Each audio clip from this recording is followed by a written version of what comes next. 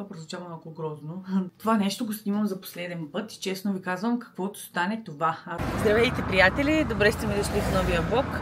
Бях решила тази седмица влога да бъде от понеделник, т.е. да бъде седмичен, но снимах там разни разнообразни неща и в сряда, като учих всичко на компютъра, не останах много доволна. И затова реших, че няма да снимаме вчера, а днес вече е петък, нали? И 12 часа минава, 24 градуса е в момента и на мен ми е супер жега. Не съм потна, мазах се с крем със слънцезащита, обаче тя нещо, не знам, сега ще видим. Най-вероятно ще взема да ми текат вадичките. Ние отиваме до поликлиниката, защото аз пия малка доза аспирин и всеки месец трябва да си го заявявам, че ми е свършило и че нали, трябва да взимам наново. Да в понеделник ходих да си го поръчам. Да си го поръчам, звучи малко смешно, но наистина е така. И те ми казаха да отида сряда или четвъртък. Аз буквално забравих да отида вчера да го взема. Сряда си казах, ще отида в четвъртък и затова днес с Митко отиваме да го вземем. Оттам ще отидем да си пазарим до някъде, до някой магазин.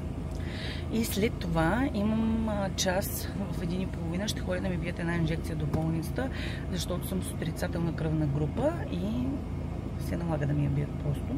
След това се гласим да ходим на плаж с един колега на Митко и неговото семейство, с жена му и детето. Даже те сега пътуват. Казаха, че ходят до магазина и отиват на там, но ние малко ще се забавим, защото ви казах вече какво имаме да правим. И така, ще видим как ще се развие остатъка от деня. Надявам се да има някаква сянчица, защото ние нямаме никакъв чадър. Ще трябва да се върнем до нас, обаче преди да отидем до болницата, за да си оставим багажите и там пазара. Защото пък после, след като се върнем от този плаж, няма да ни се иска да ходим на пазар, което е разбираемо. И до вечера най-вероятно ще се готви вкъщи, защото едно ще трябва ние да хапваме, друго, че Митко пак няма да го има 2 дни и той трябва да има някаква храна за неговата командировка. И това е поликлиниката. То даже е тук е библиотека, а пък на втория етаж са джипитата. И силно се надявам да не чакам много на аптеката, защото миналия път чаках 20 минути. И там долу моето джипи. Изобщо не съобразих как тези джабанки ще джойкат.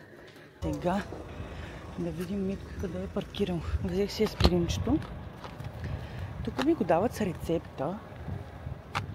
И му казват англичани и шотландци, на това му казват бейби аспирин като цяло. То е малка доза по принцип, но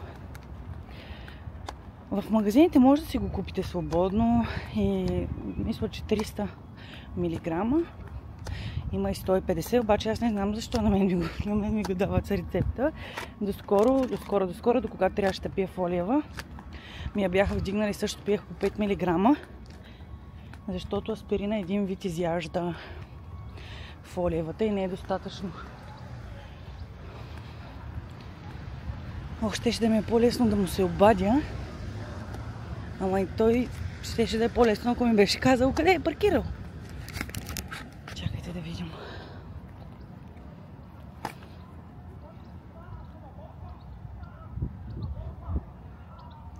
Чувате ли ги на заден план? Как се разправят? Сега.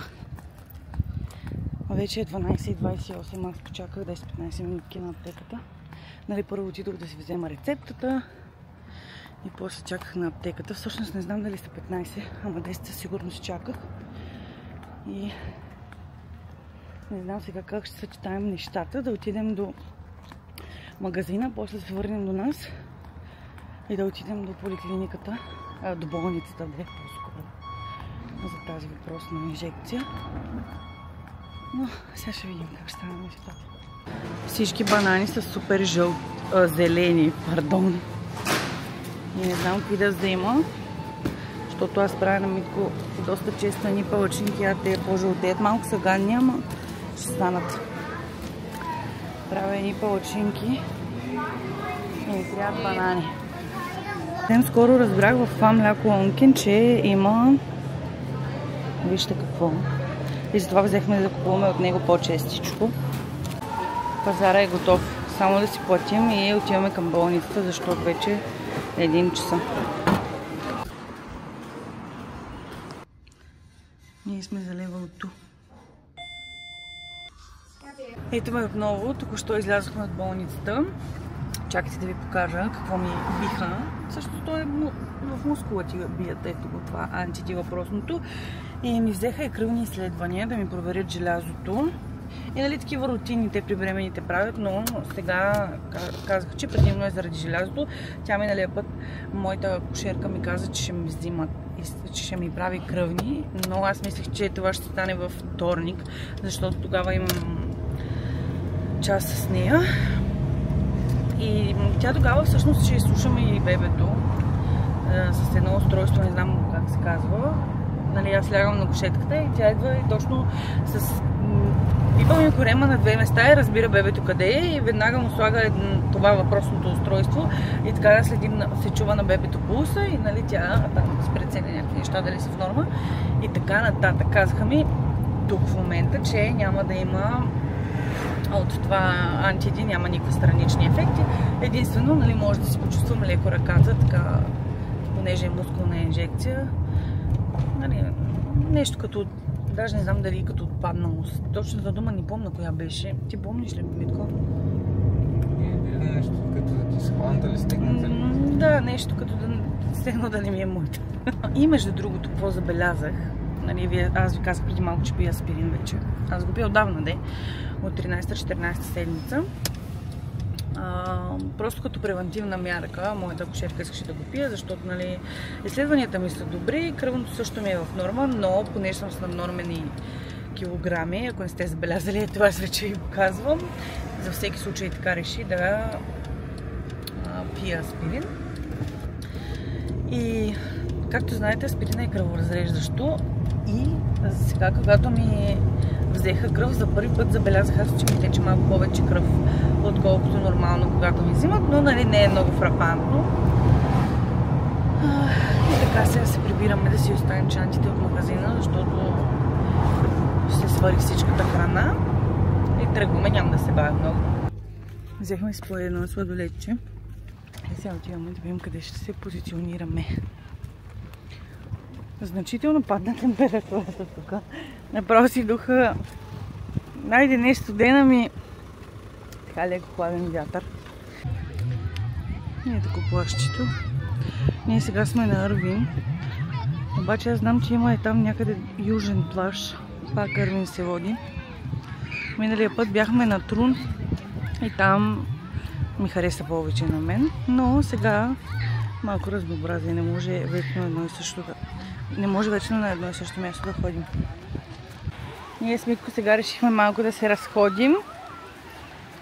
И ще трябва да се върнем до колата, за да вземем другата чанта, в която взели сме една хавлия, евентуално ако той иска да се цокне. И едно одеялце. Одеяло, как се казва? Не знам. Някакво като покривало, айде. Не знам какво е. Бланкет. Не, бланкет не е на български. Еми то не, не знам одеяло ли е това, какво е? Покривало ли, не знам. Иначе е хладничко със сигурност. И май водата е студена. Я виж.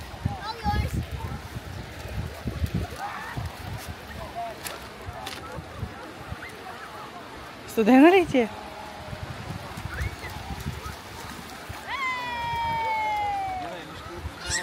Студена ли е? Я да видя и аз.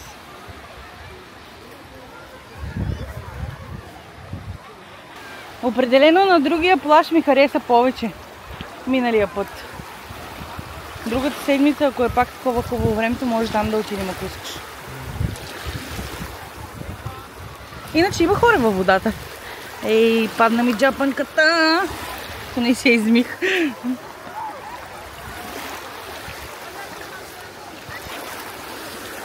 Студено е, да. Определено. Има хора, които си разпънали палачици, ни справиха пък барбекю. Ох, това чеха опане още един път.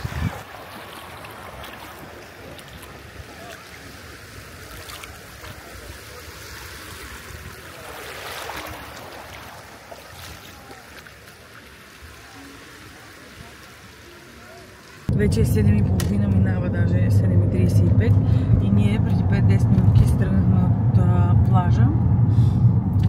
Времето беше супер. То все още е супер топло, даже към 23 градуса. Минахме през Starbucks да си вземем нещо студено за пиене. Ние рядко го правим, като цяло рядко си вземем някакви неща за пиене отвънка. Но днес така се случи просто. Аз си взех фрапучино и крем. Фрапучино с ягода и крем, а пък Митко си взе фрапучино тирамису ли беше? Обаче неговото нещо е там. Не му хареса и на мен не ми хареса. Но какво да се прави? Като експериментираш и искаш да пробваш нещо ново, понякога не ти харесва. Като цяло впечатлението от плажа и на по-хубави сме били, но малко разнообразие, както ви казах по-рано. Беше фрашкано с хора и водата не беше толкова студена. Има си такова камионче за сладолет, мисля, че се казва тук. Камионче или как се казва? Камионче за сладолет и друго какво видях, че има. Заведение нямаше, но имаше едно нещо като будка с едно. И там може да си взимаш някакви неща за пиене. И така, сега се прибираме. Нямаше къде да будка. Там до тоалетните не беше. Нищо друго раздавах там. Добре, значи може и да ви излъгах преди 20 секунди. Ние сега се прибираме, докато се приберем сигурно ще мине един час, ако няма много движение, но се надявам трафика вече да се е поразкарал. Здравейте от следващия ден. Искам да видите колко съм изгоряла вчера. Хвана ме яко слънцето и ръцете ми изгоряха. Даже изгорях на часовник, супер смешно. И краката ми изгоряха, без две думи хвана ни слънцето, здраво, и мен и Митко, но като че ли аз съм малко по-червена. Сега вече следващия ден, както вече сте видяли, 4 часа минава, аз ще излизам с едно момиче и тя вече ме чака, трябва да отида да ги взема, защото те нямат кола, както и да е. Искам да ви се оплача сега, моите любими мартонки, буквално ги скъсах от носенето, може да видите това нещо. И на другата мартонка също има. Гледам, че са мръсни и тръгнах да си ги позабърсвам. Обикновено аз си ги пера в пералнята. Обаче, вижте от последното пране какво стана с знака. Та, както и да е, вече няма да ги нося, защото ето тези две неща, които виждате отпред, тези малките черните, това не са петна, са дупки. И съответно останах без едни мартонки. Мога да ги нося, но нали, как ще ги нося навън, те са с дупки и изглежда като лекета. Евентуално в България може нещо да ги нося по двора. Имам и ето тези. Те дори са ми чисто нови, един път съм ги носила и то мисля, че някъде с колата ходихме, обаче сега имам притеснение да не им спукам камерите. И затова няма да обвъм тях. Днес не мога да изляза нито с джапанки, нито с сандали. Аз сандали нямам такова. И затова ще излизам за тези. И тях не съм ги носила. Но пък са белички и са удобни.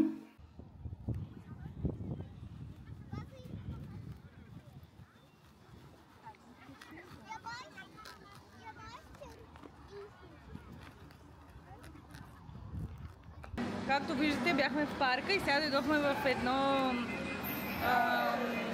място тук с аркадни игри. Две игри са 1 паунд. И аз вече пуснах 3 паунда, обаче така и не успях да фана стича.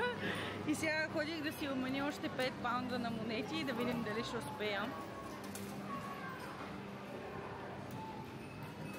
Ето го, стича. Да видим дали ще хванем един стич за бебето. Така.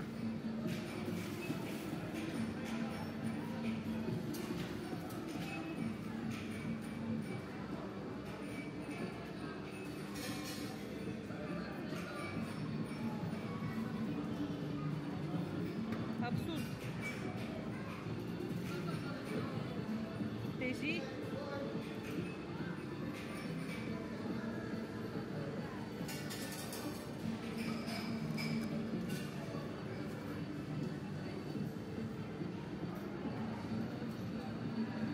дали ще го хванем? Изпуска го. Значи ние вече излязохме от този център с игрите и в крайна сметка хванахме един стич. Секунда да го обърна. И то не го хванах аз, де. Ето го. Стича и те си хванаха една крава. Саша, я покажи кравата. Рошева шотландска крава, нали? И нищо друго не фанахме, само си дадахме парите. И сега ще ги оставим в колата и отиваме на разходка, защото имаме нужда от хлад. И там има една горичка, може там да се пуснем. Здравейте, няколко часа по-късно, вече 11 без 10 почти. Се прибрах преди 30-40 минути. Всъщност си бях по-рано пред нас, обаче температурите паднаха, излезе един ветрец и то все още подухва супер приятно. И аз просто не исках да се прибирам, но се прибрах, защото вече беше време за прибиране и аз супер много гладнях. Днес съм на половин мляко за закуска с банани, боровинки, на слънчоглед малко и в Lidl продават едни малки, като те не са круасанчета, ами аз не знам какво са, вътре с шоколад, 2 броя и такива. И сега съм сложила да се вари вода ето там. И ще си правя талиатели с гъби и сметана. Обикновено ги правя и с пиле, но понеже в тази жега не ми се яде никакво месо, само с гъбките и сметаната. И сега, докато ми се варят талиателите, ще си направя сосчето. Вътре слагам и кашкавал, между другото. Като цяло всеки може да си слага каквото му е вкусно. Имам и пармезанче и ще стане топ. Надявам се, да. Ядеше ми се единя, но ако след пастата едва ли ще ми остане място за единя и да ми остане тази вечер, не искам да съм дежурна. Сосчето го правя много просто. Първо си нарязвам гъбките. Беля ги първо, ги беля. Нарязвам ги след това и в малко масълце ги оставям, нали, на котлона и след това добавям, когато са готови, добавям сметаната, вътре си настъргвам кашкавал и бъркам и то става готово. След това умесвам с пастата и като поистине малко, защото аз не обичам да ям супер топли такива спагети или ще бъдат макарони, или да са макарони, или ще са, не обичам да са много топли. След това си слагам пармезанче и малко солчица. И става много вкусно.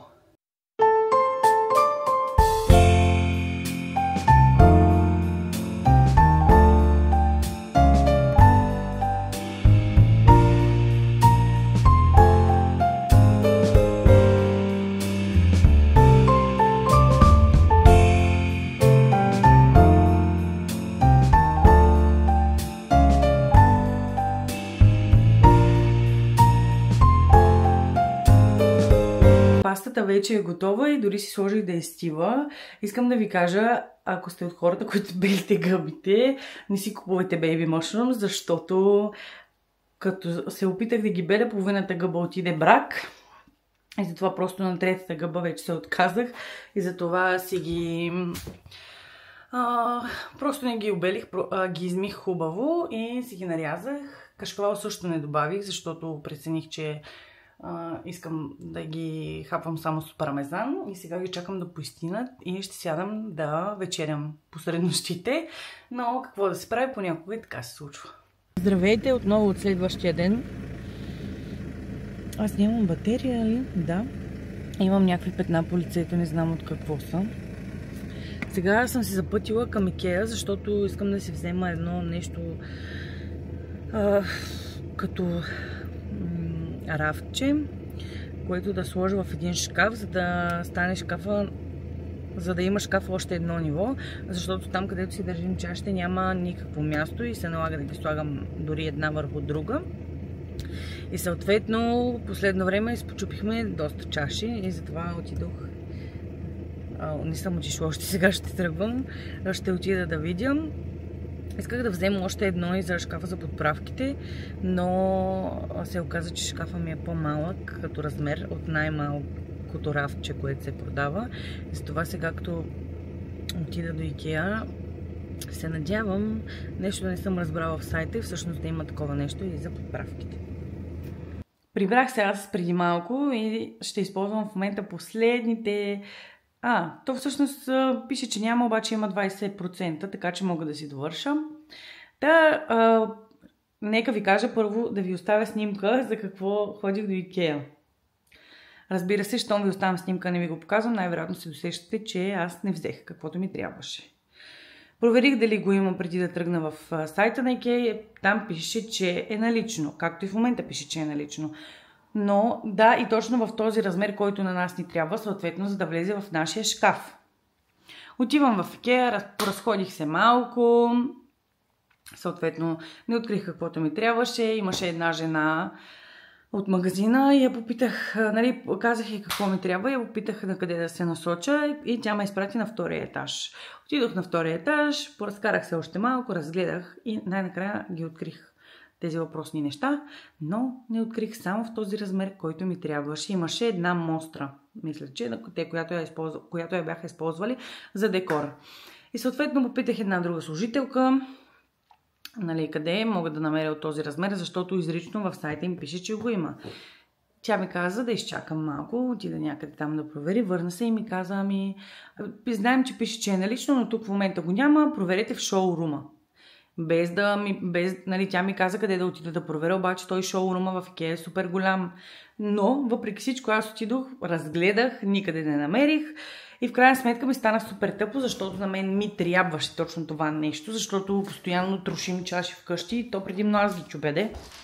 Но все пак, нали, пише, че има нещо, пращаш ме на някое място, а пък аз не го откривам и съответно ти не ми помагаш, както и де. Та купих си... Не съм купила за мен, за нас ги купих. Няколко такива кутийки, 3 кутийки бяха 1 паунд, защото ние често си купуваме плодове и ако останат, нали, те ги продават в едни тарелки, после ги мия ги оставям в тези кутии в хладилника и една дъска, защото ние имаме няколко дъски, обаче едната вече издаде багажа по-голямата и затова реших така и така съм отишла да не излизам празна, освен кутийките, да взема и тази дъска, че ми трябва. След това отидах до Теско. В Теско витрините бяха празни. Нямаше нито един сладолет. Аз отидах специално за сладолет, там и за едни картофи. И съответно много ми схапваш сладолет. А и Митко, като си дойде по-късно, сигурно ще потърси нещо във фризера. И затова трябваше да отида до Алди, а пък то Алди е много близо до Теско, само пресичаш улицата и си там. И вижте какво намерих в Алди. Секунда да не падна. Сладолет с шамфастък. И да ви кажа, бива си го сладолет, аз си хапнах един по пътя, докато се прибирах. Единствено, че нещо, все едно има и мента вътре, не само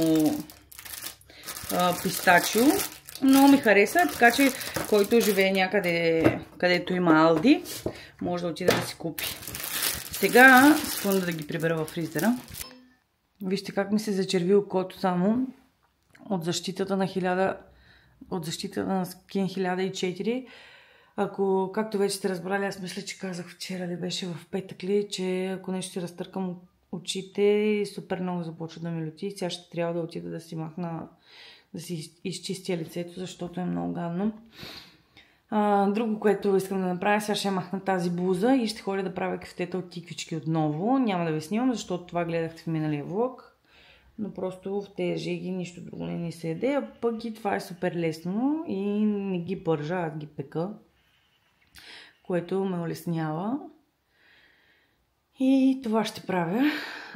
Най-вероятно утре ще се включа с вас, за да си поговорим за малко козметика. Здравейте отново, вече сме няколко дни по-късно и аз се включвам за последната част на това видео, т.е. на този влог и искам да поговоря с вас на тема козметика за стрии. На всички е ясно, че когато хората покачваме килограми или сваляме, е напълно възможно да имаме стрии, защото нещата се случват понякога рязко, не плавно и нашия най-голям орган, именно кожата, страда от това цялото нещо. Първо искам да кажа, че от моите наблюдения аз смятам, че това дали ще имаме стрии или не, си е до ген. Но аз съм длъжна да опитам всичко преди да ми се нацепи кожата. Продължа с това, че аз имам стрии, откакто съм била тинейджърка. Рязко дигнах височина. После, когато заминах за чужбина за първи път, рязко пък качих килограми. И имам стрии. Нали, не са много, те вече са избелели. Като цяло на мен не ми пречат толкова много, но все пак, както казах, сме длъжни да опитаме да предотвратим с каквото може. Когато разбрах, че съм бременна, първите неща, които закупих, са ето тези продукти на Palmer's. Това е масло. За масло против стрии.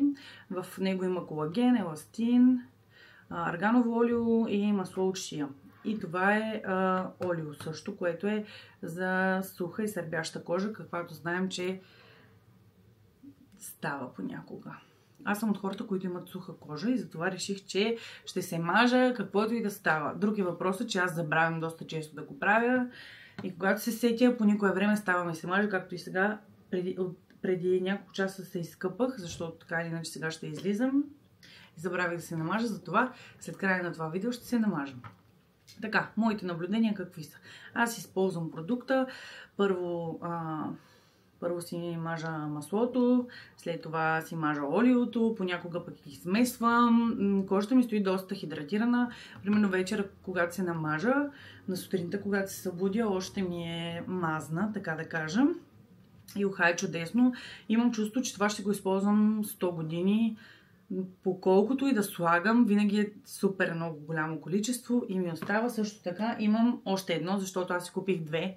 Разбирате ли да имам, да не оставам без никакво мазило.